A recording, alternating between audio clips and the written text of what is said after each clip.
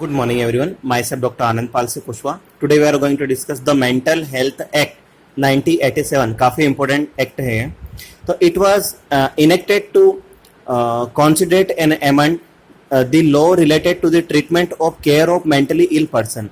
ये जो law बना है mentally ill person की care के लिए बना to make better provision with respect to their property and affairs and the matter connected therewith.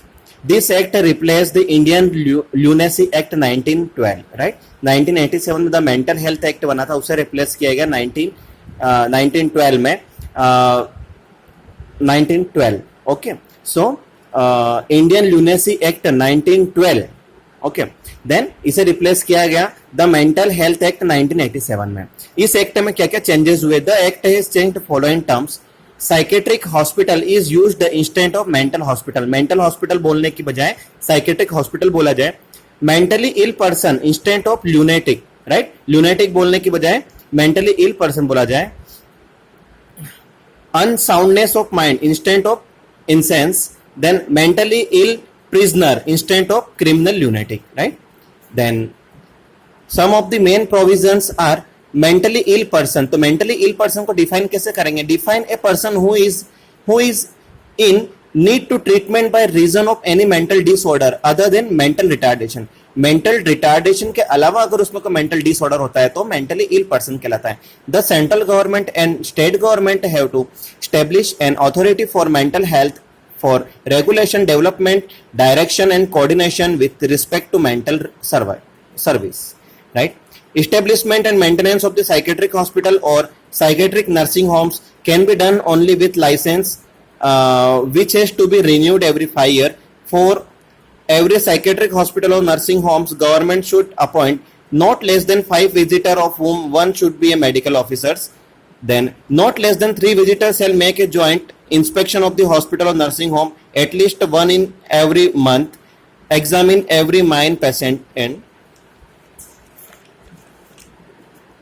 as far as possible to all other mental ill person. In order to admission of a medical certificates and shall enter remarks in the book. Means once in a month सारे patient का आपको checkup करना है, उनके notes आपको उनके case paper notes में आपको ऐड करना है. सेक्शन 328 to 339 ऑफ CRPC 1973 से मेंशन किया गया related to provision as to accuse the person of the unsound mind, including fitness to stand trial and the subsequent procedures, right? So the Mental Health Act 1987 then इसने replace किया Indian Lunacy Act 1912 को, okay? Next one is calligraphy. Handwriting के लिए जो use किया जाता है उसे calligraphy बोलते हैं, right? Study of the handwriting. It is a characterized individual, especially if it is written rapidly, but it may be disguised or forgot. Mental and nervous disease and rheumatism after the character, right? So evidence of handwriting experts is not conclusion because it is opinion evidence, right? So अगर आप किसी के handwriting के बारे में आप investigate करते भी हो तो वहां पे उन्होंने मेंशन किया होगा कि evidence of hand writing expert is not conclusion. ये कंक्लूजन नहीं होगा because it is opinion evidence, right? So exam में 5 मार्क्स से पूछा जाता है व्हाट इज द कैलिग्राफी. तो study of the hand writing, ये फॉरेंसिक एक्सपर्ट इसका यूज करते हैं. देन मेलिंगरिंग. तो मेलिंगरिंग और शेमिंग मीन्स क्या होता है? तो कॉन्शियस प्लान फाइनिंग और pretending A disease for sake of the gain. यहाँ पे अपने काम के लिए अपने आप को इल बताकर ड्यूटी न करने के लिए जो वर्ड यूज किया जाता है उसे बोलते हैं malingering. Example by prisoners to avoid hard work. जो भी प्रिजनर्स है उन्हें हार्ड वर्क नहीं करना, इसके लिए बोलते हैं कि आज हमें स्टमक एक है. By criminals to avoid legal responsibility. और क्रिमिनल्स बोलते हैं कि हमें आज हमारा बॉडी एक हो रहा है, हमें हेडेक हो रहा है, इसके लिए हमें वर्क नहीं करना है. उसके लिए वर्ड यूज होगा मेलिंगरिंग.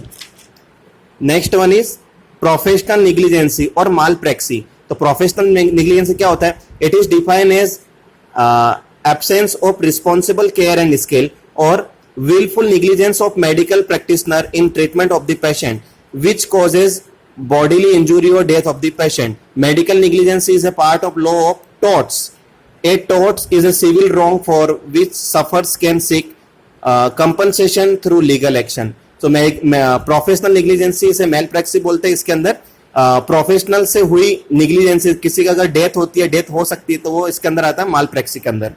बहुत सी बार ड्यूरिंग ऑपरेशन एब्डोमेन के अंदर कॉटन सीजर रह जाता है, तो माल प्रैक्टिस के अंदर आता है. Right. Due care, DUE, due care, it means such responsible care and attention for safety of patient as their mental and physical condition may requires. Then breach of standard of care occurs either by omission or commission. Right. So due care, then malpraxis, then calligraphy, malingering, then the Mental Health Act 1987 इसने replace किया Indian lunacy act 1912 को. Exam में पूछे जाते short notes. Thank you.